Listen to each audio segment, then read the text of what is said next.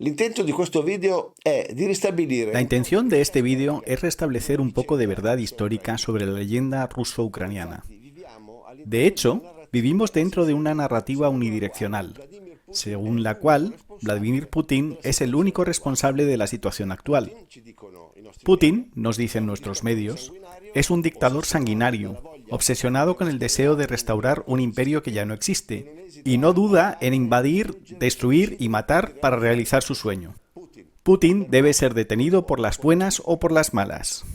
In realtà, se uno ci pensa un attimo, En realidad, si uno lo piensa un momento, esta narración no puede sostenerse tal como es. Solo en los cómics hay un villano que se despierta por la mañana y decide conquistar un mundo formado por gente buena e inocente. En el mundo real, las cosas son un poco más complicadas y las faltas nunca están de un solo lado. il problema è che le nostre televisioni El problema es que nuestros televisores solo nos muestran la guerra en curso, de la mañana a la noche, pero sistemáticamente se olvidan de explicar cómo llegamos a este punto. Y no puedes simplemente mostrarle a la gente los últimos 30 segundos de la película y esperar que entiendan toda la trama. Tienes que contarle toda la historia desde el principio. allora noi ci proviamo. Vamos a intentarlo. Lo haremos de forma resumida, por supuesto, pero al menos intentaremos tocar todos los puntos esenciales de la historia.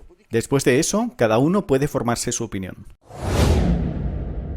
I temi principali da tenere d'occhio Hay dos temas principales a tener en cuenta. Uno es interno a Ucrania, el otro externo.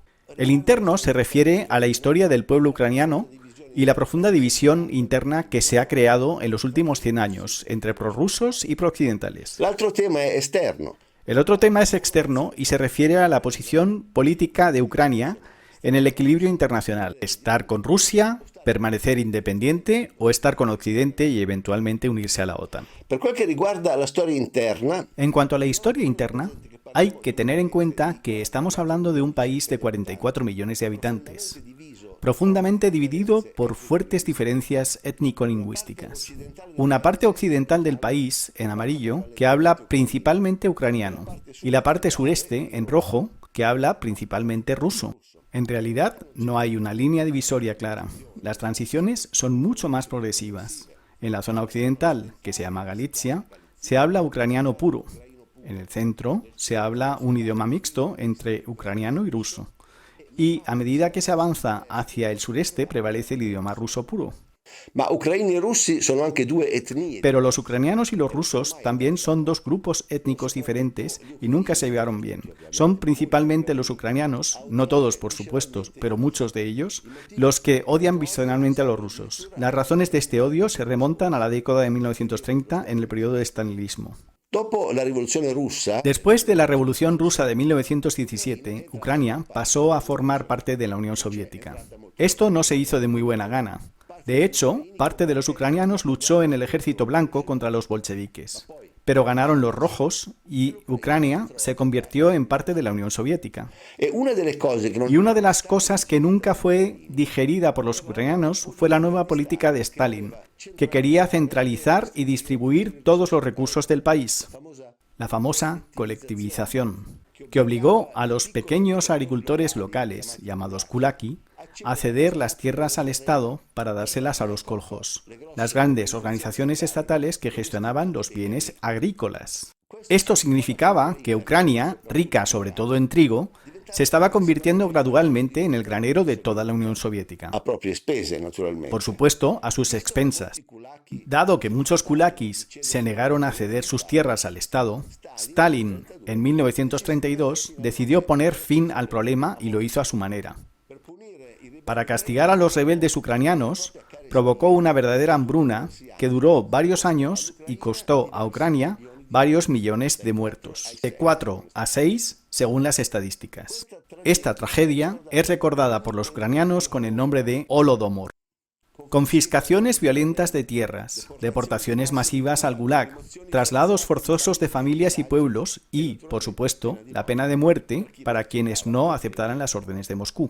Repito, estos son hechos de hace casi 100 años, pero es importante entender de dónde vienen las raíces de ese profundo odio que aún hoy sienten una parte de los ucranianos hacia Rusia. E infatti, proprio negli anni 30, nasce. De hecho, en la década de 1930 nacieron en Ucrania varias organizaciones pronazis que, naturalmente, permanecieron clandestinas bajo Stalin. Estas organizaciones tienen su sede principalmente en Galicia, la región occidental del país. La más importante de esas organizaciones es la OUN, la Organización de Nacionalistas Ucranianos, fundada en 1929. Uno de los líderes más destacados de la OUN fue Stefan Bandera. Su símbolo era una bandera roja y negra. El rojo representaba la sangre, el negro la tierra. Antirruso, antipolaco y antisemita, Bandera proclamó la superioridad y pureza del pueblo ucraniano, así como los alemanes proclamaron la superioridad y pureza del pueblo ario. Incluso hoy, como vemos, Bandera es considerado el símbolo más importante del nacionalismo ucraniano. Cuando en el 41 las tropas de Hitler lanzan la Operación Barbarroja para conquistar Rusia, tienen que cruzar Ucrania por la ruta sur hacia Stalingrado. Y las tropas nazis en el oeste de Ucrania son bienvenidas como verdaderas libertadoras. Surgen las organizaciones pronazis clandestinas y muchos nacionalistas ucranianos se vuelven colaboradores de los alemanes. Divisiones y batallones enteros están formados por colaboradores ucranianos. La más importante fue la División Galiza, que reclutó hasta 80.000 colaboradores ucranianos.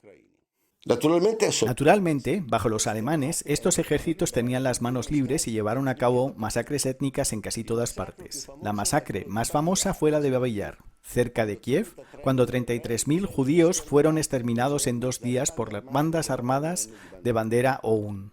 Otra masacre involucró a 37.000 polacos que fueron masacrados en el este de Galicia por escuadrones de la muerte de Mykola Levet, socio de Bandera. Esta era la atmósfera en el oeste de Ucrania durante la invasión alemana. Pero luego Hitler perdió la guerra. Ucrania permaneció en el bloque soviético y las bandas pronazis tuvieron que pasar a la clandestinidad. Sin embargo, no perdieron a todos sus amigos. De hecho, los estadounidenses siempre han mostrado una gran previsión a la hora de rescatar elementos del nazismo que podrían serles útiles en el futuro. Lo hicieron con la famosa Operación Paperclip, cuando 1.500 científicos alemanes fueron ayudados a huir a Estados Unidos después que terminó la guerra. Y lo hicieron también con los nazis ucranianos, salvando al propio Bandera y ayudándolo a huir a Occidente. Bandera vivió en Mónaco con un nombre falso hasta 1959, cuando fue localizado y asesinado por agentes de la KGB. Otro nazi ucraniano que fue ayudado por la CIA a expatriarse fue Mykola Levet, el perpetrador de las masacres de polacos durante el nazismo. Levet fue transportado directamente a Estados Unidos, donde vivió en paz hasta 1998, bajo la protección de la CIA.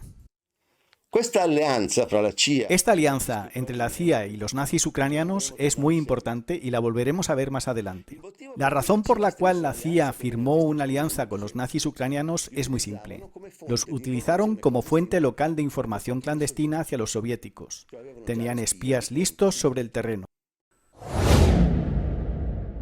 Entramos así en la Guerra Fría, que duró desde 1946 hasta la caída del muro de Berlín en 1989. Han sido casi 45 años en los que los dos bloques se han enfrentado claramente en la línea denominada telón de acero. A la derecha, el Pacto de Varsovia, liderado por Moscú. A la izquierda, la OTAN, que obviamente también incluye a Canadá y Estados Unidos.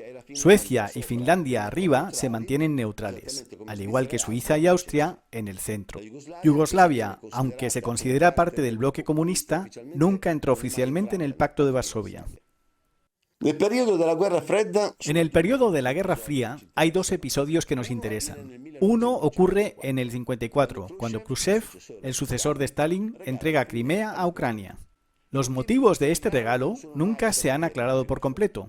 Hay quienes afirman que fue un regalo porque Khrushchev, él mismo ucraniano, quería de alguna manera reparar las heridas sufridas por Ucrania bajo Stalin. Hay quienes dicen que quería celebrar el tricentenario del histórico pacto de amistad entre Ucrania y Rusia de 1654. No sabemos por qué, pero el hecho es que Crimea, en el 54, se convirtió en parte integrante de Ucrania dentro de la Unión Soviética, en la que no había fronteras entre un estado y otro. Sin embargo, la base naval de Sebastopol, que es el cuartel general de la flota naval rusa en el Mar Negro, permanece bajo el control directo de Rusia. El segundo episodio que nos interesa es la famosa crisis de los misiles cubanos de 1962. En resumen, en el 59 Castro lideró la Revolución cubana y la isla pasó a formar parte del bloque soviético. En el 62, unos aviones espía norteamericanos, los U-2, revelaron que en Cuba se estaban construyendo rampas de misiles nucleares, obviamente de construcción soviética. En ese momento, el presidente Kennedy toma una decisión arriesgada pero inteligente. En lugar de tratar con los rusos entre bambalinas, aparece en televisión y denuncia el hecho frente a todo el mundo.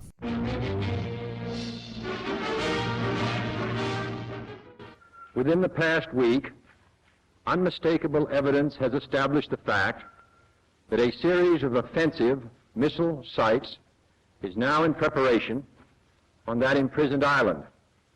The purpose of these bases can be none other than to provide a nuclear strike capability against the Western Hemisphere. It shall be the policy of this nation to regard any nuclear missile launched from Cuba against any nation in the Western Hemisphere as an attack by the Soviet Union on the United States, requiring a full retaliatory response upon the Soviet Union. E una cosa era certa.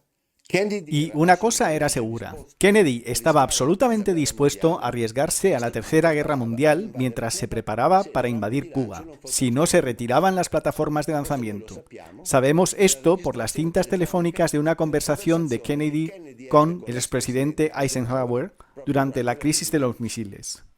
Escuchamos el diálogo entre los dos.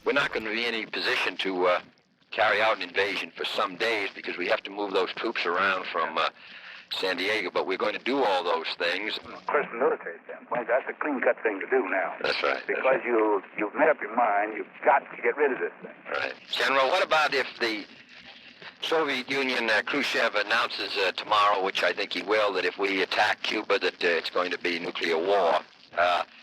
And what's your judgment as to the chances they'll fire these things off if we invade Cuba? I don't believe it. You don't think they will? In other words, you would take that risk if the situation seems desirable. As a matter of fact, what can you do? Well, hang on tight. Yes, sir. Thanks a lot, General. All right, thank you. Quindi avete sentito? Kennedy estaba listo para invadir Cuba y arriesgarse a una confrontación nuclear con Rusia para que esos misiles no fueran colocados a 200 kilómetros de la costa estadounidense. Poi per fortuna i russi fecero marcia indietro. Afortunadamente, los rusos retrocedieron y los misiles cubanos fueron desmantelados. Kennedy, a cambio, prometió nunca invadir Cuba. Retiró silenciosamente sus misiles de Turquía, que estaban dirigidos a Rusia, y la crisis terminó allí. Fue el momento en que, según todos los historiadores, las dos superpotencias estuvieron más cerca de una guerra atómica. Bueno, volvamos a nuestra línea de tiempo y saltemos al final de la Guerra Fría. Nel 1989 En 1989 se derrumbó el muro de Berlín y en pocos años la Unión Soviética se desintegró rápidamente. Una por una, todas las naciones satélites que formaban parte de ella ganan independencia. Ucrania también, en el 91, se convirtió en un país independiente. Y aquí, con la caída del muro, surge un gran problema, porque todos se dan cuenta de que de los dos bloques opuestos solo quedará uno. Teóricamente, con la disolución del Pacto de Varsovia, la OTAN ya no tendría razón de existir, porque era un pacto defensivo frente a una coalición que ya no existe. En cambio, los americanos ni siquiera piensan en disolverla, porque Rusia, incluso solo como un Estado, sigue siendo un problema para ellos, y entienden que la OTAN puede convertirse en la herramienta adecuada para hacerla colapsar finalmente. Así que la mantienen. Sin embargo, esto corría el riesgo de conducir a grandes desequilibrios en el escenario internacional. Este artículo de Der Spiegel relata bien lo que sucedió tras la caída del muro. El primer problema lo representaba Alemania del Este, que formaba parte del Pacto de Varsovia y que, de repente, uniéndose a Alemania Occidental, pasaría a formar parte de la OTAN. Así que para Alemania Oriental ni siquiera era una cuestión de hacer una transición intermedia, convirtiéndose primero en un país independiente, sino que era cuestión de unirse al bloque opuesto de la noche a la mañana. Por lo tanto, los rusos querían garantías de que esto se detendría en Alemania Oriental y que la expansión de la OTAN hacia el este no se llevaría a cabo. En el artículo de Der Spiegel leemos: a principios de febrero de 1990, Genscher, ministro de Asuntos Exteriores de Alemania, y Baker, ministro de Asuntos Exteriores de Estados Unidos, presentaron la misma idea en Moscú por separado. El canciller alemán asegura al Kremlin que, para nosotros, es una certeza que la OTAN no se expandirá hacia el este. Y este es un concepto general, indicando claramente que iba más allá de Alemania Oriental.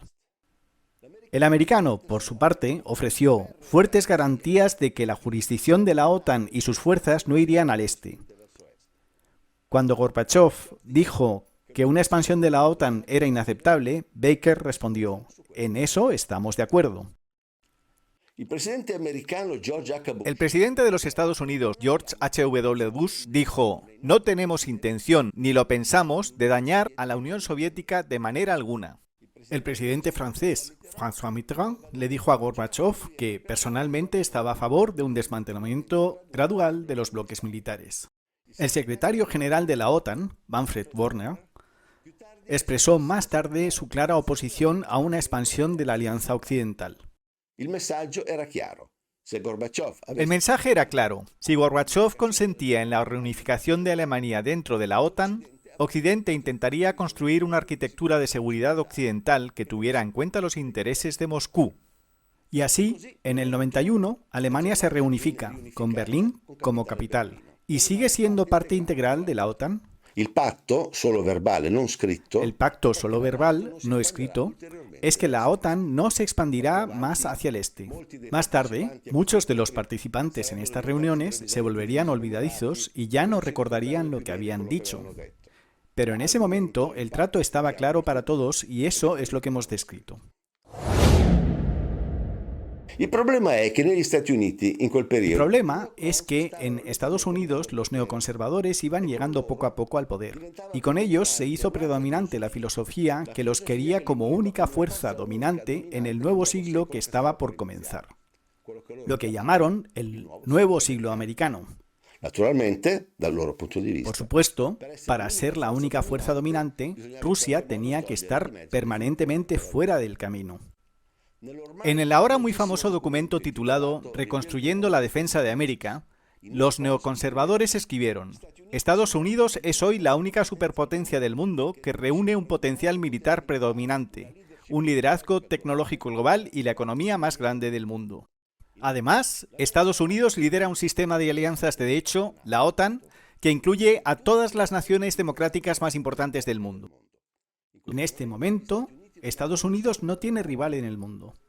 La estrategia a largo plazo de Estados Unidos debe buscar preservar y extender esta posición ventajosa en la medida de lo posible en el futuro.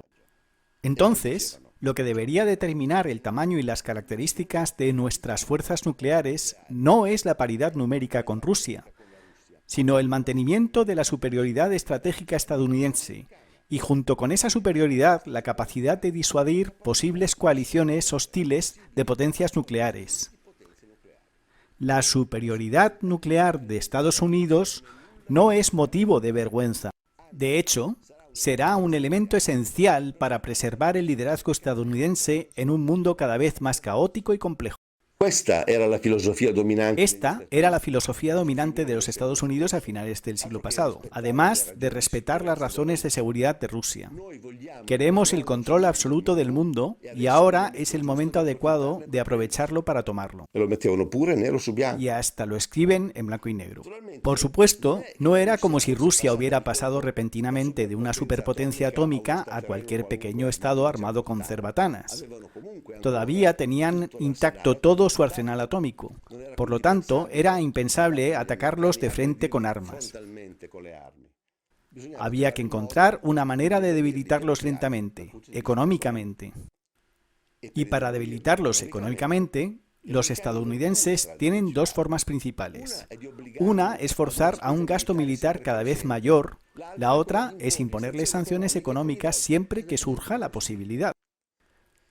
Para imponerles un gasto militar exorbitante, deben estar rodeados por todas partes de bases militares con misiles dirigidos a Moscú.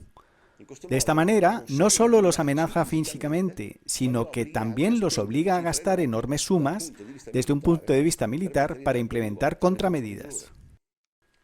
A esto se referían los neoconservadores cuando hablaban de mantener la superioridad estratégica estadounidense. Continuar colocando más y más misiles para obligar a los rusos a un avance infinito, lo que los doblegaría económicamente.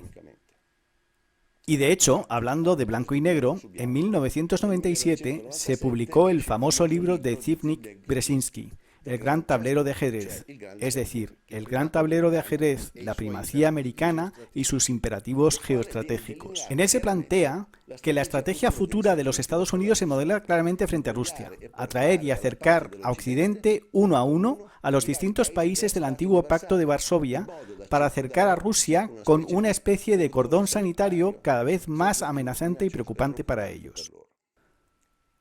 Esta filosofía de provocar y molestar a los rusos fue claramente expresada por un senador estadounidense, un tal Joe Biden, ya en 1997. Escuche a Biden decir cómo una forma de provocar una reacción vigorosa y hostil de los rusos sería admitir a los estados bálticos en la OTAN. Y mire la sonrisa socarrona con que lo dice. Place where the greatest consternation would be caused in the short term for admission, having nothing to do with the merit and preparedness of the country to come in, would be to admit the Baltic states now in terms of NATO-Russian, U.S.-Russian relations.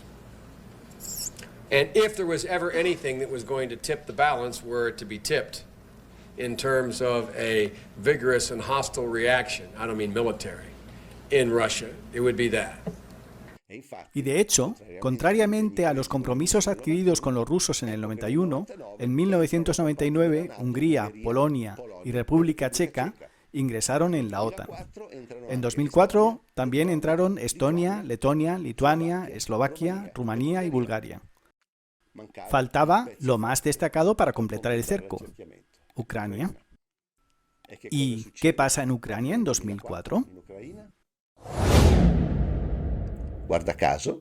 Casualmente, la primera revolución de color, financiada por Estados Unidos para intentar llevar también a Ucrania al ámbito occidental. De hecho, desde su independencia en 1991, Ucrania se ha mantenido neutral.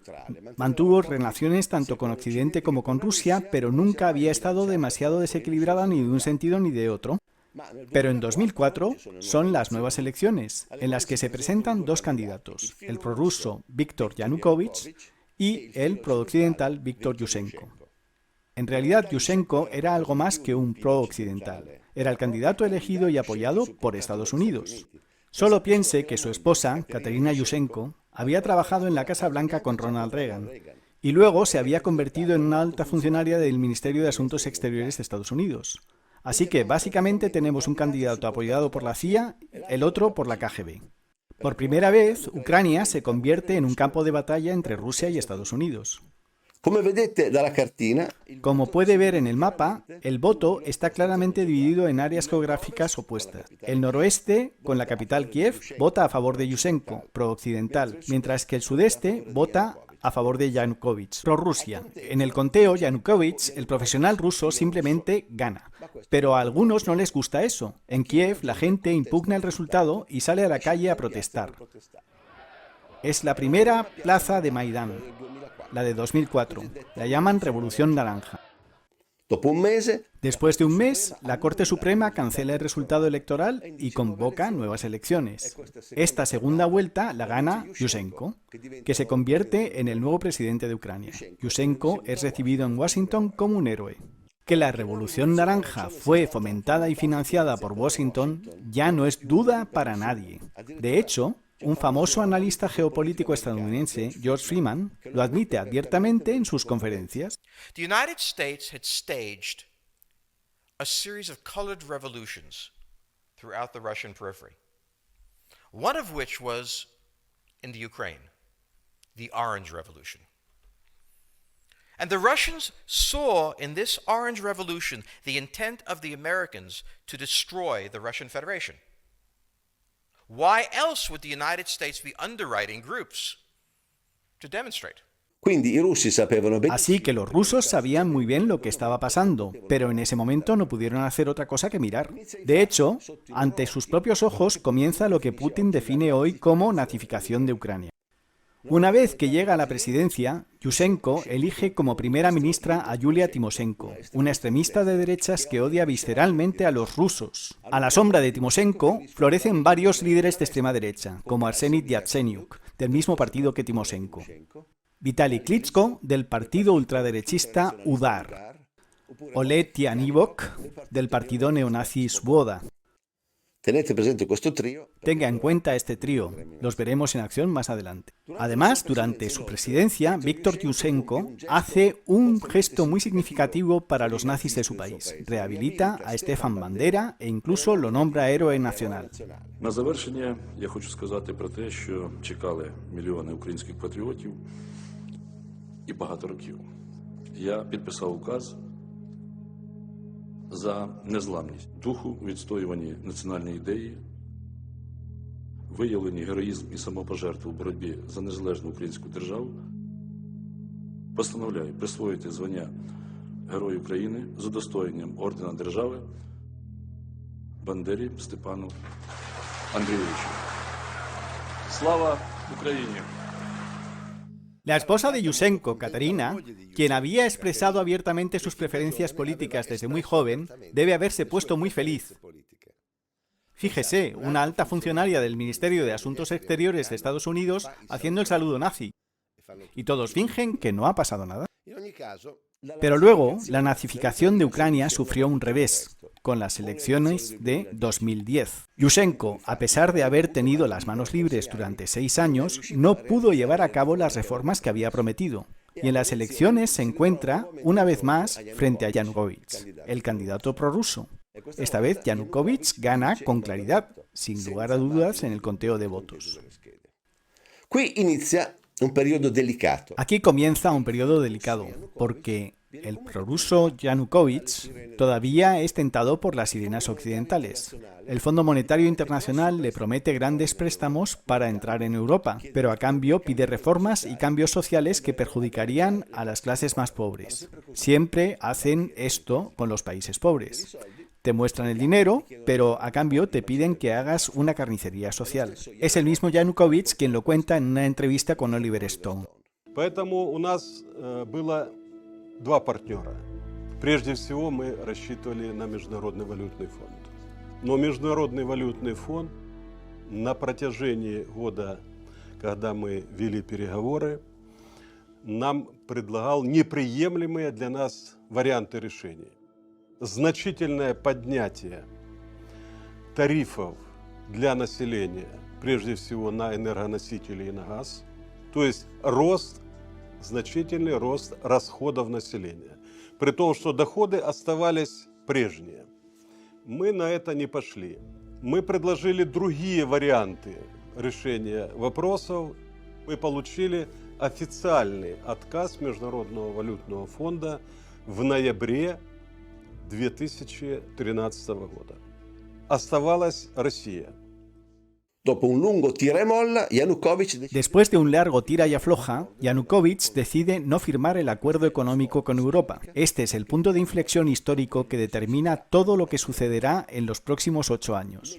Los medios occidentales lamentan abiertamente la oportunidad perdida de atraer a Ucrania a la órbita occidental. Ukraine had an historic opportunity this week to move toward full integration with the European Union. EU leaders wanted to seal an association agreement which would have drawn one of Europe's largest nations firmly into Brussels' orbit. But Ukraine's president walked away from the deal in favor of closer ties with Russia. Comienza la preparación para el golpe de Estado. El diputado ucraniano Tsarov denuncia en el Parlamento la operación TechCamp, gestionada por la embajada estadounidense en Kiev para organizar y liderar el levantamiento popular a través de las redes sociales.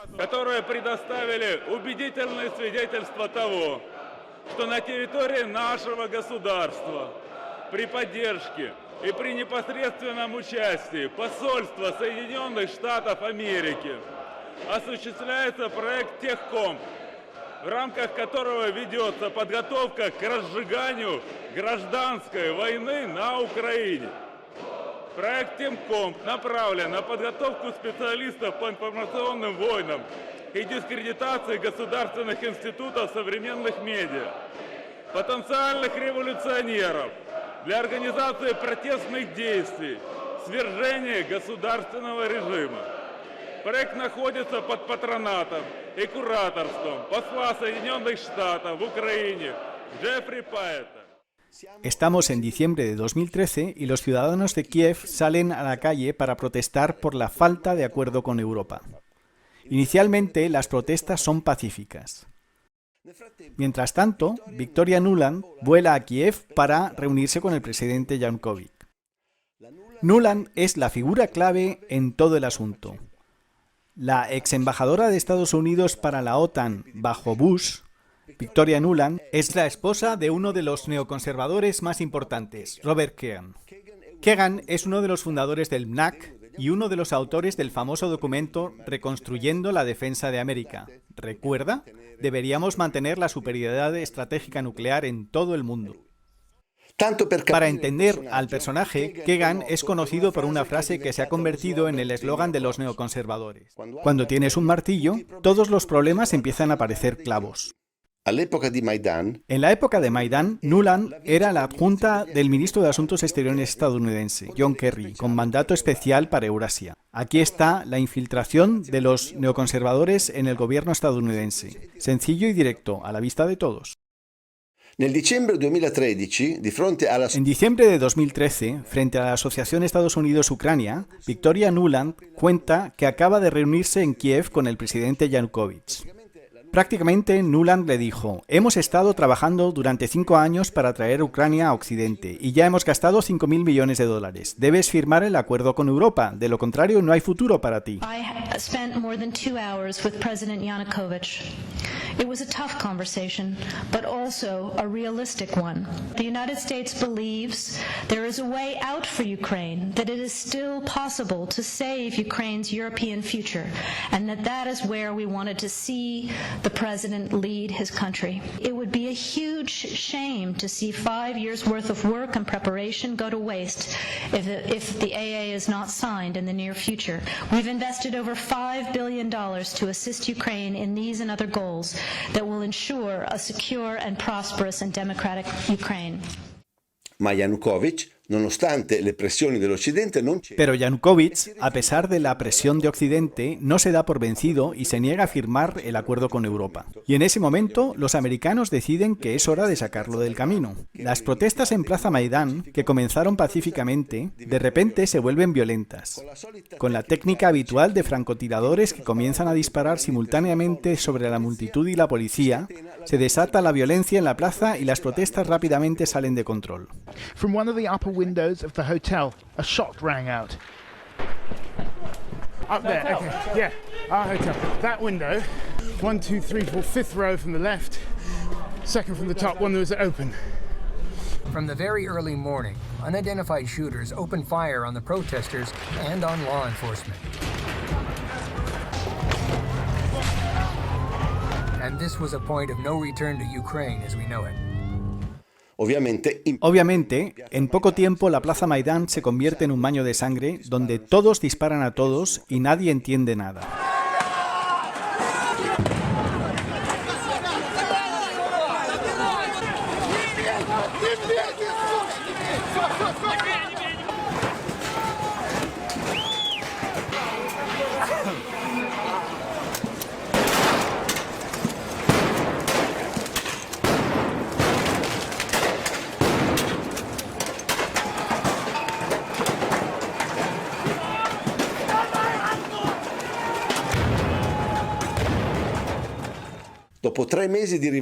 Después de 3 meses de disturbios, el presidente Yanukovych es depuesto y obligado a abandonar el país, refugiándose en Rusia.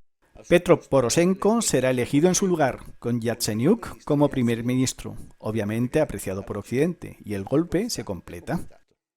Sin embargo, hay quienes niegan que esto haya sido un golpe de Estado orquestado por los estadounidenses y dicen, no, fue un proceso democrático normal dentro de Ucrania. En realidad, ninguna manifestación pacífica ha llevado por sí sola al derrocamiento de un gobierno. Siempre se necesita una chispa, algo que lo transforme de pacífico en algo más, mucho más efectivo. Así que demos un paso atrás y veamos quién estaba en Plaza Maidán agitando a la multitud contra Yanukovych. Arseniy Yatsenyuk, del partido de Timoshenko, junto a Vitaly Klitschko, de UDAR, y Oleg Tyahnybok, del partido Svoboda. Curiosamente, estos tres personajes son objeto de una llamada telefónica que tuvo lugar en ese momento entre el embajador estadounidense Pyat y Victoria Nuland. Se suponía que esta llamada telefónica, apodada Nuland Gate, permanecería en secreto, pero alguien la hizo pública, creando una gran vergüenza para el Departamento de Estado de Estados Unidos. Se escucha claramente a Nuland y a Pyat decidiendo cuál debería ser la formación del nuevo gobierno ucraniano tras el derrocamiento de Yanukovych. ¿Quién puede ser parte de él y quién no? Según Nuland, Yatsenyuk puede ser primer ministro, mientras que los neonazis Klitschko y Tyahnybok no pueden presentarse, pueden permanecer junto a él, pero deben actuar en la sombra. I don't think Klitsch should go into the government. I don't think it's necessary. I don't think it's a good idea. In terms of him not going into the government, just let him sort of stay out and do his political homework and stuff. I think Yats is the guy who's got the economic experience, the governing experience. He's the guy, you know, what he needs is Klitsch and Tyahnybok on the outside. He needs to be talking to them 4 times a week. Esta llamada telefónica también se ha hecho famosa porque en cierto momento Nuland deja escapar el famoso "fuck the EU", es decir, que jodan a Europa, cuando dice que la operación debe realizarse bajo los auspicios de la ONU. So that would be great, I think, to help glue this thing and have the UN help glue it. And, you know, fuck the EU. No, exactly. Al final de la llamada, Nuland le confirmó al embajador Pyat que el vicepresidente Biden estaba de acuerdo con toda la operación. Sullivan's come back to me VFR saying you need Biden, and I said probably tomorrow for an attaboy and to get the deets to stick. So okay. Biden's willing. Okay, great. Durante los disturbios, Nuland también se cuidó de hacerse ver en la plaza, siempre acompañada por el embajador Pyat, mientras llevaba pan a los manifestantes. Hello, how are you? Good to see you. We're here from America. Would you like some bread? Please take something. Please take something. Guys, are you hungry? No? The United States stands with you in your search for justice, for human dignity, for security, for economic health, and for the European future that you have chosen and that you deserve. Otro que sintió gran necesidad de visitar Ucrania en ese momento fue el senador estadounidense John McCain. I'm Senator John McCain, and it's always a pleasure to be back in Ukraine. McCain no tiene el más mínimo problema para arengar a la multitud en la plaza como si estuviera en su casa. This is about the future you want for your country. This is about the future you deserve. Thank you. Thank you.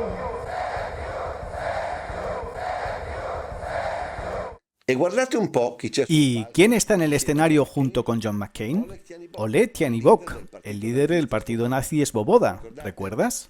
Los estadounidenses han mantenido buenas relaciones con los nazis ucranianos desde el final de la guerra y finalmente han venido muy bien. Ahora no usamos el término nazi arbitrariamente. Para que quede claro con quién estamos tratando, esta es una publicación de Tyahnybok que apareció en el sitio web oficial de Svoboda, su partido. Чтобы создать действительно украинскую Украину, физически ликвидировать всю русскоязычную интеллигенцию и всех украинофобов быстро, без суда и следствия, расстрелять. Реестр украинофобов на своем участке может составить любой член «Свободы», казнить всех членов антиукраинских партий и организаций, не только пророссийских, но и прорумынских, провенгерских, протатарских. Русскоязычная аморфная биомасса живых желудков – это стадо надо ликвидировать где-то на 5-6 миллионов особей. Fantástico, John McCain. Así se exporta democracia. Y aquí está Nuland con sus 3 joyas. Yatsenuk, el rostro presentable de la derecha, Klitschko, de Udar, y Tianovok, los neonazis que harán el trabajo sucio fuera del gobierno. Los mismos tres de Plaza Maidán.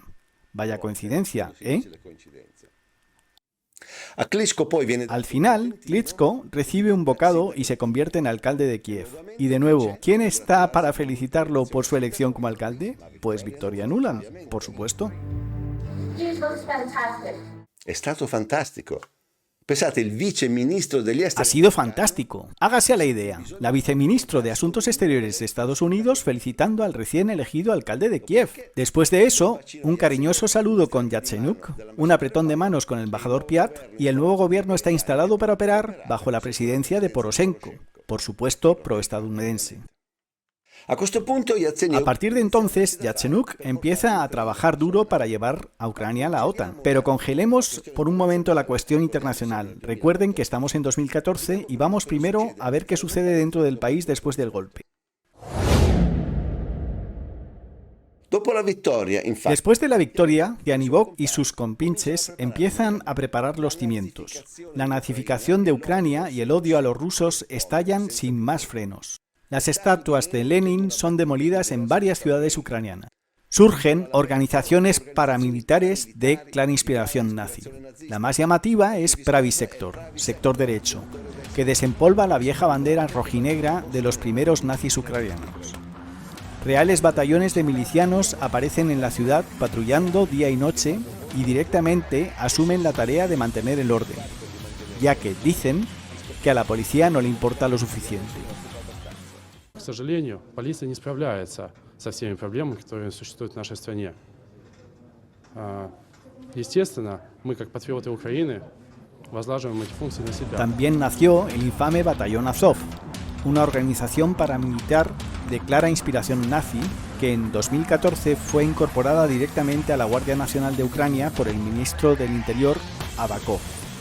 Las largas procesiones de antorchas de los nazis vuelven a dejarse ver en la plaza, exactamente como en la época de Hitler.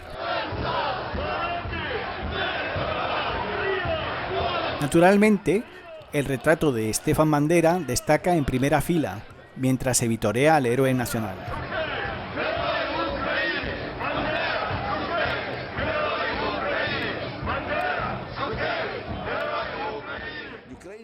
Los ucranianos nazis de la Segunda Guerra Mundial reciben ceremonias especiales de entierro, mientras que los soldados ucranianos con uniforme nazi los tratan como héroes.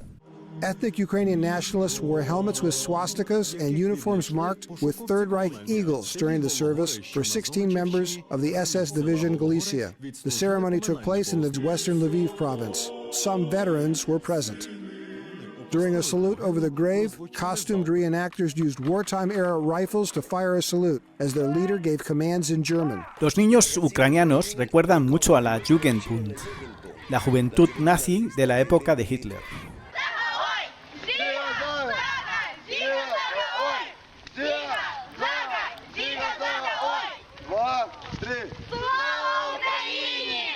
En las manifestaciones, los niños ucranianos patean la bandera rusa. En las escuelas se enseña que los niños con apodo ruso no son verdaderos ucranianos y que deben ser segregados y enviados a casa.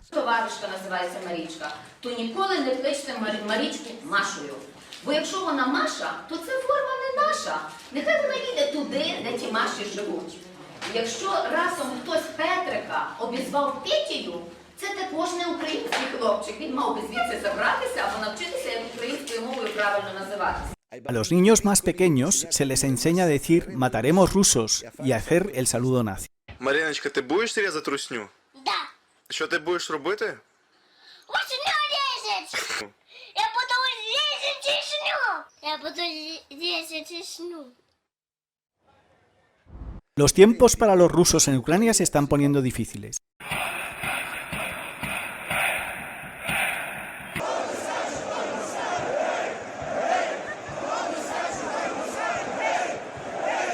Escuche el programa del presidente Poroshenko para sus conciudadanos de habla rusa.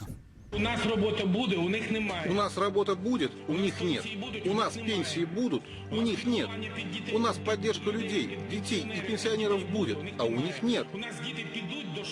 У нас дети пойдут в школы и детские сады, а у них они будут сидеть по подвалам, потому что они ничего не умеют делать.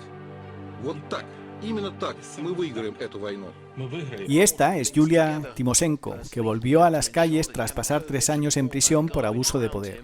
Escuche los programas humanitarios que tiene en mente para sus conciudadanos rusos. Брать оружие в руки и идти мочить этих, кацапов чертовых вместе с их руководителем. Я подниму весь мир, как только смогу, для того, чтобы, просто от этой России не осталось даже выжженного поля. Их расстреливать из атомного оружия. Este es el ambiente en Kiev después del golpe de Maidán. A quel punto i russi della Crimea. En ese momento, los rusos de Crimea, que son el 98% de la población, entienden la indirecta y eligen separarse inmediatamente de Ucrania y regresar a Rusia. Recuerde, Crimea siempre ha sido rusa, pero fue donada por Khrushchev a Ucrania por razones que nunca se aclararon. Quindi, en marzo de 2014, los habitantes de Crimea organizan un referéndum en el que rechazan la autoridad del gobierno golpista de Kiev y votan por el regreso a Rusia. El referéndum transcurre en paz y el sí gana por porcentajes abrumadores. El 96,77% de los votantes optan por regresar a Rusia. Esta es una residente de Sebastopol después de la votación. Сегодня, как у всех севастопольцев, ощущение праздника. Праздника воссоединения с нашей истинной родиной России. В принципе, мы никогда от нее и не отходили, и себя также и чувствовали. Este movimiento obviamente enfurece a los occidentales, que acusan a Putin de organizar un referéndum falso para llevar a cabo una anexión de facto. En realidad, basta mirar las manifestaciones callejeras contra el gobierno golpista de Kiev y a favor de Rusia, para comprender que esa era la verdadera voluntad de los habitantes de Crimea.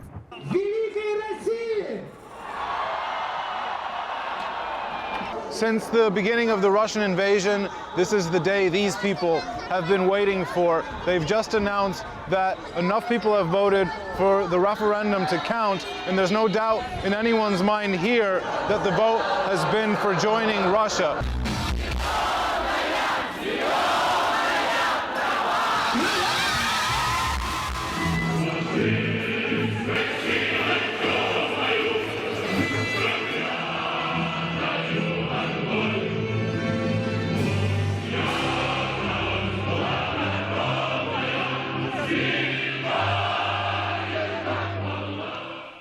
E qui, dopo il referendum, succede una cosa pazzesca. Y entonces, tras el referéndum, ocurre una locura.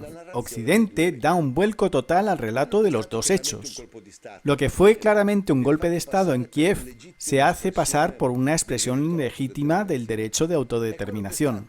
Y lo que fue un verdadero ejercicio de autodeterminación, el referéndum de Crimea, no es reconocido por Occidente. Escuche a Obama logrando, en la misma conferencia de prensa, afirmar simultáneamente el derecho de los ucranianos de Kiev a la autodeterminación, pero negárselo a los de Crimea. As I told President Putin yesterday, the referendum in Crimea was a clear violation of Ukrainian constitutions and international law, and it will not be recognized by the international community. As I told Prime Minister Yatsenyuk last week, the United States stands with the people of Ukraine and their right to determine their own destiny. Cioè, gli ucraini di Kiev, siccome vengono verso Es decir, los ucranianos de Kiev, cuando vienen hacia nosotros, tienen derecho a la autodeterminación. Los ucranianos de Crimea, que en cambio quieren ir hacia Putin, no lo tienen. Piense si la situación hubiera sido al revés. Es decir, si los rusos hubieran organizado un golpe de Estado en Kiev para derrocar a un gobierno pro-estadounidense y establecer uno prorruso, y luego Crimea hubiera optado por separarse de Ucrania porque querría unirse a la OTAN. Obama habría dicho: no reconocemos el golpe ilegal ruso de Kiev mientras que damos la bienvenida a la entrada a la OTAN de Crimea, que ha ejercido su sacrosanto derecho de autodeterminación. Fácilmente habría invertido los términos y nadie de nosotros habría tenido qué decir. Lamentablemente, esta es la hipocresía en la que vivimos inmersos hoy. Los valores se evalúan según la conveniencia. En cualquier caso, los rusos de Crimea querían regresar a vincularse con Rusia y lo hicieron. Y la confirmación de que esto se había visto con claridad llega unas semanas después. Il 2 di maggio, durante una El 2 de mayo, durante una serie de manifestaciones que tienen lugar en Odessa contra el gobierno de Kiev, escuadrones de matones nazis descienden sobre la ciudad para dar una lección a los rusos de Odessa. Llegan al pueblo y amenazan a la policía diciendo: si no disuelven las manifestaciones, nos encargaremos de ello.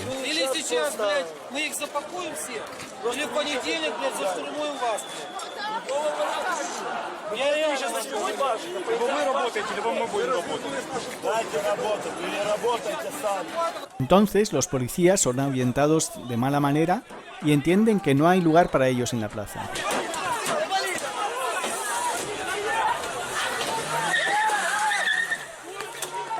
Una vez que han tomado el control de la ciudad, los escuadrones nazis se dirigen hacia la plaza de Kulikovo, donde los habitantes de Odessa protestan contra el gobierno de Kiev.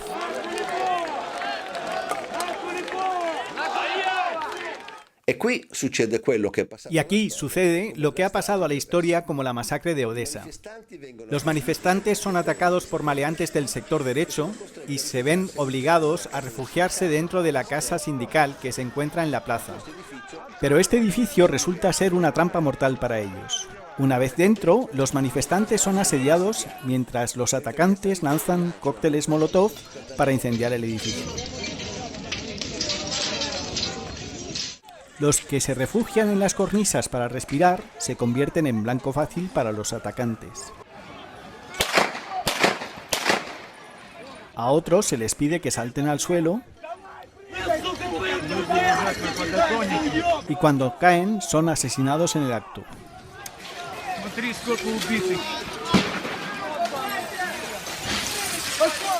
Al final, los matones de Kiev entran en el edificio y masacran a todos los que encuentran con vida. Hay imágenes que no te mostramos de cadáveres calcinados por todos lados, medio carbonizados. Eso significa que no murieron en el incendio, sino que alguien los quemó. Otras imágenes muestran a una mujer embarazada atada a una mesa y estrangulada con un alambre de hierro. La cifra final es de unos 50 civiles en Odessa. Al día siguiente, los nazis del sector derecho celebran el Día de Odessa en ese sitio como otro momento de orgullo en la historia de la nación.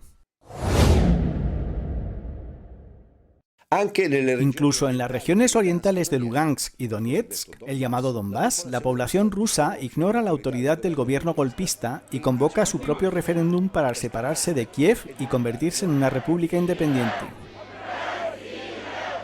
Я хочу поддержать свой народ. Мы против этой банды, мы против фашизма. Я хочу действительно, чтобы это был таможенный союз. Нас не слышит Киев, нас не слышит Евросоюз. Our people want to live quietly and peacefully without the junta who seized power in Kiev, and so that we're not under America and the West. We don't want to be their slaves. We want to be part of Russia.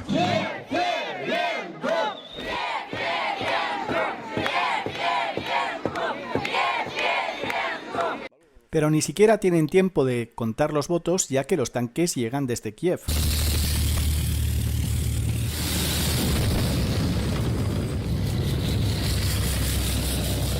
Едут к нам в Мариуполь. Пидорасы, сука. Ла, сколько их, ничего себе. Так, блядь, что там, ящики какие-то, блядь, везут, да? Ракеты, что ли? О, Катюша, блядь, ёбаные, сука. Это град, блядь, ёбаный. Че град, че Катюша, разница, блядь. А что не собираются, сука, уёбки, блядь? Los rusos también envían soldados y armas a través de la frontera para ayudar a la gente del Donbass, pero muy poco hay que hacer contra los bombardeos de los ucranianos. El presidente Poroshenko no tiene problema para bombardear a civiles de su propia nación.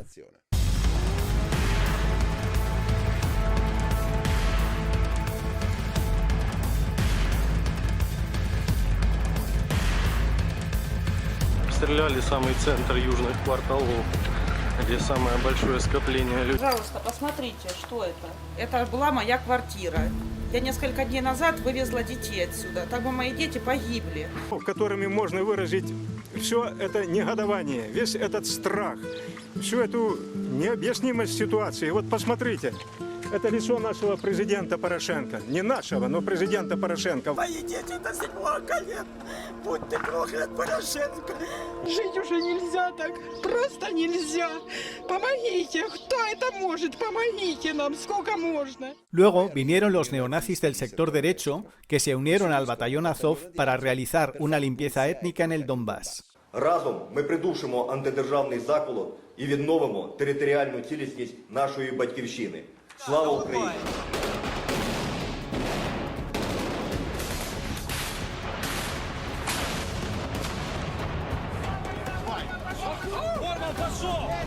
От з кожною оцією тряпкою буде отаке саме. Ми його знищимо, цю заразу.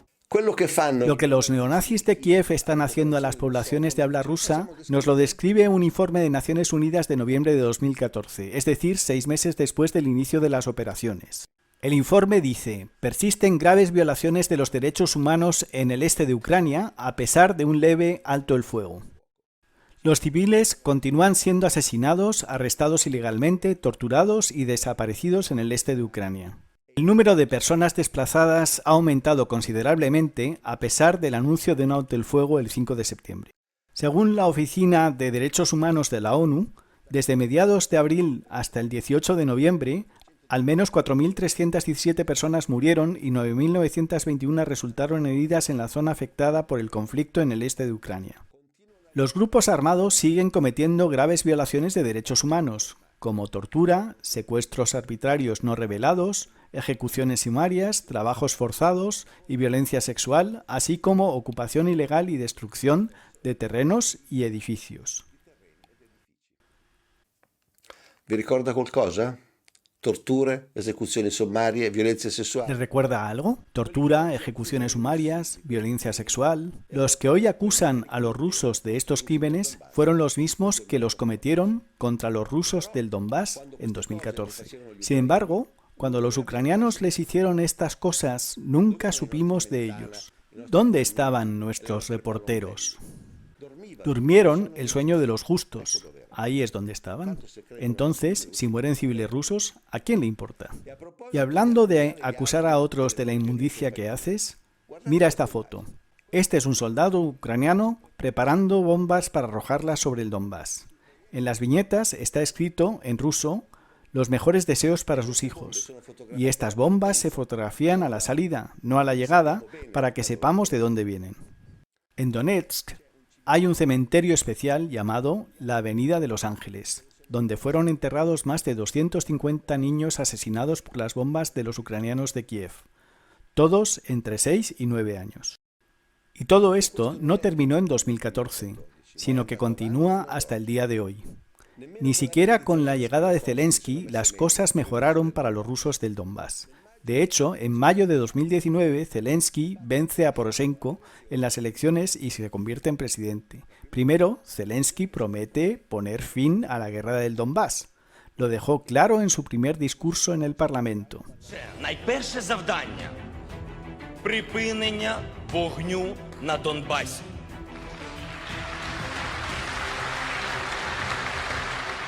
Poi però di mettere fine alla guerra non se ne è più parlato.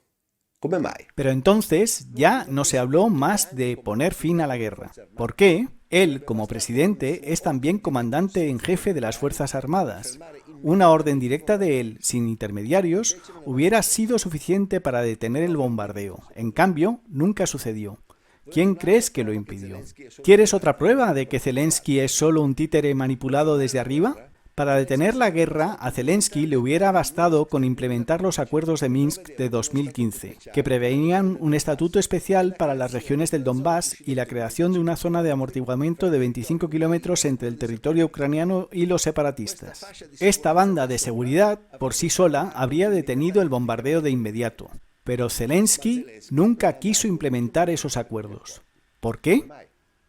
Llegamos hasta febrero de este año, cuando la crisis internacional ya se estaba volviendo irreversible y los acuerdos aún no se habían respetado. En ese momento, Macron logró arrancar el compromiso tanto de Putin como de Zelensky para implementar finalmente estos benditos acuerdos, para detener la guerra que estaba a punto de estallar. Y Macron lo anunció en una conferencia de prensa en Kiev frente al mundo entero. Es el 8 de febrero de 2022. During these conversations, I've been able to get the very clear and explicit commitment of President Putin and President Zelensky to implement the Minsk agreements.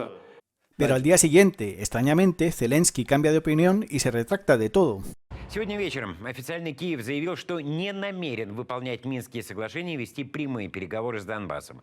Произошло это спустя всего лишь 20 часов после совместной пресс-конференции Макрона и Зеленского, на которой утверждалось, что вот теперь-то Украина точно приступит к реализации договоренностей, от которых в прямом смысле зависит решение вопроса войны и мира. Questo è l'uomo che oggi si collega con tutti i parlamenti del mondo. Este es el hombre que hoy conecta con todos los parlamentos del mundo y se queja de la invasión rusa a su país. Pero fue él quien renunció definitivamente a los acuerdos de Minsk, que podría implementar fácilmente hace 2 meses o incluso 2 años. ¿Por qué no lo ha mai fatto? ¿Por qué nunca lo ha hecho? ¿Y por qué cambiaste de opinión de la noche a la mañana en febrero pasado? Tal vez alguien quería que continúe la guerra en el Donbass, dejar a Putin sin opciones y obligarlo a intervenir militarmente. Forse. Quizás, no podemos saber esto. De hecho, sin embargo, Ucrania nunca respetó los acuerdos firmados en 2015 y la guerra contra el pueblo del Donbass continuó hasta el día que Putin decidió invadir el país. Volvamos ahora a la cuestión de la OTAN, que es la otra razón por la que Putin afirma haber atacado a Ucrania, es decir, para evitar que Ucrania se una a la OTAN. Ya en 2007, tras la última oleada de anexiones que habían dado lugar al nacimiento de Letonia, Lituania, Eslovaquia, Rumanía y Bulgaria, Putin declaró en la Conferencia Mundial de Seguridad: la OTAN ha puesto sus fuerzas de primera línea en nuestras fronteras. Esta expansión representa una grave provocación que reduce el nivel de confianza mutua. Y tenemos derecho a preguntar, ¿contra quién van dirigidas esas expansiones? ¿Y qué pasa con la tranquilidad que nos dieron nuestros socios occidentales después de la disolución del Pacto de Varsovia? Obviamente, nessuno ha mai risposto. Nadie ha respondido. Mientras que la carrera para conseguir también meter a Ucrania, la gran pieza que falta, en la OTAN, ha comenzado. Aquí tenemos que decir una cosa, porque a menudo escucho en la televisión a comentaristas que argumentan que no es cierto que Ucrania estaba a punto de ingresar en la OTAN y que, por lo tanto, lo de Putin era solo una excusa para invadirla y tomar el país. Así que echemos un vistazo más de cerca cuando Ucrania no estaba a punto de unirse a la OTAN. Volvamos a 2014, cuando dejamos a Yatsenyuk como primer ministro recién nombrado después del golpe de estado de Nuland. Tan pronto como se establece, Yatsenyuk recibe felicitaciones de John Kerry, ministro de Asuntos Exteriores de Estados Unidos, el embajador Paet y John McCain. Luego, Yatsenyuk es recibido con grandes honores por Ban Ki-moon en Naciones Unidas, por David Cameron en Inglaterra, por Merkel en Alemania, en la Unión Europea. Luego va a la Casa Blanca y se encarga de que el mundo sepa claramente de qué lado estará la nueva Ucrania. Probably in the nearest future, next week or in 10 days, Ukraine is to sign a political part of association agreement with the European Union, and we want to be very clear that Ukraine is and will be a part of the Western world. Después de eso, Yatsenyuk invita a la OTAN a visitarlo en Kiev y pide abiertamente ayuda y armamento para apoyar al nuevo gobierno. I passed an invitation to the North Atlantic Council to visit Kiev, and it would be great if you have a meeting in Kiev. We believe that we need to enhance our cooperation, and we would be grateful if we get some kind of additional support in technical support, humanitarian support, in improving Ukrainian defense and security system on the technical level. So this would help us to stabilize the situation and to maintain peace and stability in the region. El 29 de agosto de 2014, Yatsenyuk anunció que Ucrania solicitaría unirse a la OTAN. El 21 de noviembre, la coalición gobernante anuncia que la OTAN es su prioridad. El 23 de diciembre, el Parlamento de Kiev pone fin al estado de no alineamiento de Ucrania, condición necesaria para iniciar el proceso de admisión en la OTAN. En marzo de 2015, Poroshenko aprobó un plan de ejercicios militares multilaterales con la OTAN. Entre ellas, Operation Fearless Guardian, con 2.200 soldados, incluidos 1.000 estadounidenses, Operation Sea Breeze, con 1.000 estadounidenses y 500 de la OTAN, y Operation Rapid Trident, con 500 estadounidenses y 600 de la OTAN. El 11 de abril llega a Ucrania el primer convoy militar de la OTAN para la Operación Fearless Guardian, que partió de Vicenza.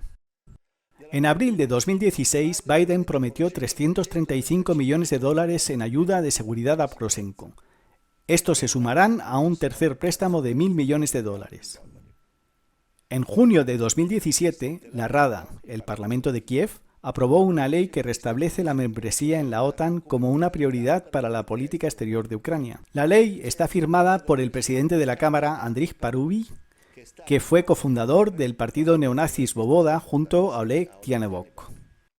Andriy Parubiy, que aquí da la mano a la presidenta de la Cámara italiana, la progresista Laura Boldrini, ha sido investigado por la masacre de Odessa y ha elogiado públicamente a Hitler en televisión, diciendo que fue la persona más grande en la práctica democrática directa. Este fue el presidente del Parlamento ucraniano bajo Poroshenko.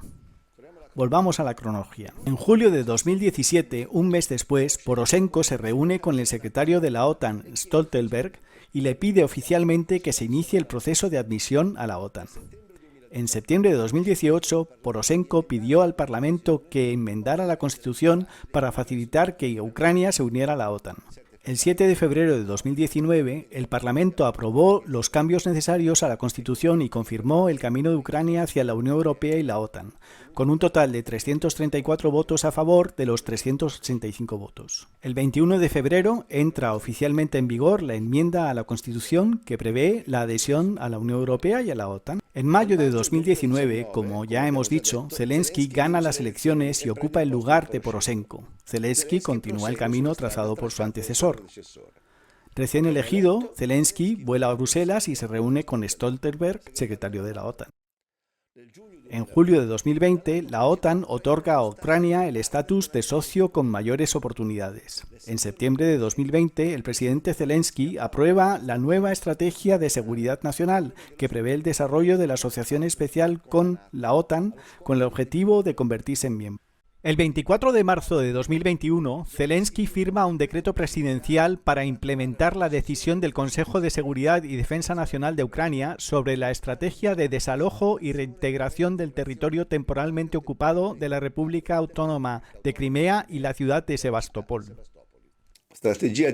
La estrategia de desalojo y reintegración territorial significa recuperar militarmente Crimea y Sebastopol.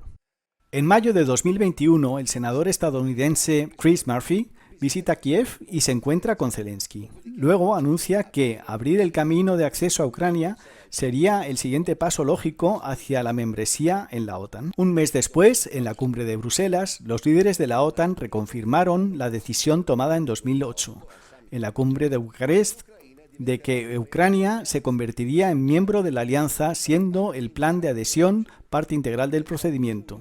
El 28 de junio de 2021, Ucrania y la OTAN lanzan un ejercicio militar conjunto en el Mar Negro.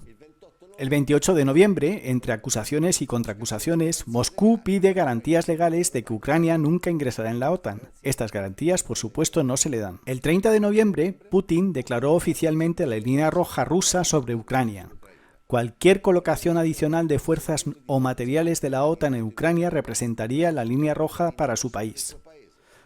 Putin destacó especialmente su preocupación por la posible llegada de misiles hipersónicos de largo alcance que podrían impactar en Moscú en 5 minutos. Espero que no lleguemos a esto, dijo Putin, y que finalmente prevalezca el sentido común y la responsabilidad hacia los propios países y hacia la comunidad mundial. El 1 de diciembre de 2021, Putin pide oficialmente garantías de que la OTAN no se expandirá hacia el este. Pero Estados Unidos responde que las puertas siempre están abiertas para Ucrania. El 23 de diciembre, en rueda de prensa, Putin vuelve a repetir que para ellos es inaceptable una mayor expansión de la OTAN hacia el este, y vuelve por enésima vez a explicar los motivos. we have made it clear that any further NATO movement to the east is unacceptable. There is nothing unclear about this. We are not deploying our missiles over at the borders of the US. No. On the other hand, the US is deploying its missiles close to our home, on the porch of our house. So, are we demanding something excessive? We're simply asking them not to deploy their attack systems over at our home. What is so unusual or peculiar about that? Ma gli Stati Uniti fanno finta di non sentire. Pero Estados Unidos finge no escuchar. El 31 de enero de 2022, en Naciones Unidas, el embajador ruso acusa públicamente a Estados Unidos de fomentar las tensiones y provocarles a la guerra, como si fuera realmente su deseo oculto. Western colleagues are talking about the need for de-escalation. However, first and foremost, they themselves are whipping up tensions and rhetoric and are provoking escalation. The discussions about a threat of war is provocative in and of itself. You are almost calling for this. You want it to happen. You're waiting for it to happen, as if you want to make your words become a reality. Pero Estados Unidos sigue haciendo oídos sordos. El 8 de febrero, Putin, en tono claramente impaciente, lanza un último aviso a los medios occidentales. Я хочу еще раз все-таки подчеркнуть это. Я говорил, но мне очень бы хотелось, чтобы вы меня услышали все-таки в конце концов. И донесли это до своих читателей, зрителей и пользователей в интернете. Но вы понимаете или нет, что если Украина будет в НАТО и военным путем будет возвращать себе Крым, европейские страны автоматически будут втянуты в военный конфликт с Россией. Победителей не будет. И вы окажетесь втянутыми в этот конфликт помимо своей воли. En ese momento, Rusia hace una solicitud oficial final a los Estados Unidos para que pongan por escrito que Ucrania no se unirá a la OTAN y que no albergará armas balísticas de la OTAN. La respuesta, o más bien la bofetada final, viene directamente del ministro de Asuntos Exteriores estadounidense, Blinken. From our perspective, I can't be more clear. NATO's door is open, remains open, and that is our commitment. A questo punto Putin rimane senza opzioni. En este punto, Putin se queda sin opciones. La única forma de evitar que Ucrania se una a la OTAN y coloque misiles a lo largo de sus fronteras es invadirla militarmente. Al igual que para Kennedy, la única forma de evitar los misiles rusos a 200 kilómetros de la costa de Florida hubiera sido invadir Cuba, si los rusos no los hubieran retirado. Perché mai? ¿Por qué la lógica de Kennedy estaba justificada mientras que la de Putin hoy no lo estaría? Alguien aún tiene que explicar. Entre otras cosas, lo que Putin ha estado pidiendo durante años es que Ucrania no se una a la OTAN, y es precisamente lo primero que Zelensky estuvo dispuesto a conceder después de que comenzara la guerra. Zelensky ha repetido más de una vez que hay que aceptar que de lo que entremos en la OTAN no hay que hablar. Entonces hay que hacer un razonamiento. Si esta concesión se hubiera dado de inmediato, es decir, si Rusia hubiera recibido las garantías que siguió pidiendo hasta mediados de febrero, probablemente esta guerra nunca se hubiera producido. Pero Estados Unidos se ha negado rotundamente a dar esta garantía y lo ha hecho de una forma claramente provocadora. Entonces, ¿quién era realmente el que quería que Putin atacara a Ucrania? ¿Putin o Estados Unidos? Y de hecho, coincidentemente, los verdaderos ganadores en todo este asunto son los estadounidenses. Ucrania fue utilizada como cebo, Zelensky cayó en la trampa y ahora sus ciudadanos están muriendo bajo las bombas. Mientras tanto, gracias a la invasión de Ucrania, los estadounidenses pudieron a. Separar definitivamente a Rusia de Europa, lo que realmente les importaba, y b. Desatar una rusofobia total en Occidente, criminalizando a Putin hasta el punto de poder aplicarle todas las sanciones económicas posibles e imaginables. ¿Cuál fue la estrategia esbozada por los neoconservadores hace 20 años para poner de rodillas a los rusos? Separarlos de Europa, rodearlos, provocarlos hasta que reaccionen y luego castigarlos con las máximas sanciones económicas. Los americanos lo llaman ganar-ganar. Ganar en todos los frentes. Yo me fermo qua. Me detengo aquí. Evidentemente, cada uno puede opinar, pero al menos ahora tiene todos los datos históricos disponibles y no solo la mitad que nos cuentan nuestros televisores. Vorrei concludere con una cita. Me gustaría concluir con una cita de Otto von Bismarck, el canciller alemán de finales del siglo XIX que conocía muy bien a los rusos. Conozco 100 formas de sacar al oso ruso de su guarida, dijo Bismarck, pero ni siquiera conozco una para traerlo de vuelta. No molestes al oso ruso. Ecco, oggi noi siamo in questa situazione. Hoy estamos en esta situación. A fuerza de rodearlo, burlarlo, provocarlo, el oso salió de su guarida y ahora son tortas para todos. Así que ahora, por favor, volvamos a discutir el último cohete que se estrelló, para ver si venía del norte o del sur. Encuadremos en primer plano los ositos ensangrentados, los muertos y las casas destruidas. Y sigamos diciendo lo malo que es Putin sin hacer un análisis histórico serio. Los italianos siempre hacemos estos análisis más tarde, cuando ya es demasiado tarde. Magari fra 2 anni. Tal vez dentro de 2 años, cuando ya nos hayan caído encima las consecuencias de nuestras malas decisiones, cuando estemos en una crisis económica insoportable, entonces empecemos a pensar con tranquilidad. Siempre después, siempre después. Dentro de 2 años habrá otro gobierno, los de hoy se habrán ido y los nuevos dirán, pero en realidad, si hubiésemos evaluado mejor, hubiésemos evitado ciertos errores. ¿Y qué cosa ci impedisce? ¿Y qué nos impide hacer este análisis hoy? Ninguna cosa. Solo la pereza de tener que admitir que también cometimos un gran error. Es todo. Por orgullo, por pereza y por cobardía, porque tenemos miedo de enojar a los estadounidenses. Nos estamos condenando a un futuro mucho peor de lo que podría haber sido para todos nosotros.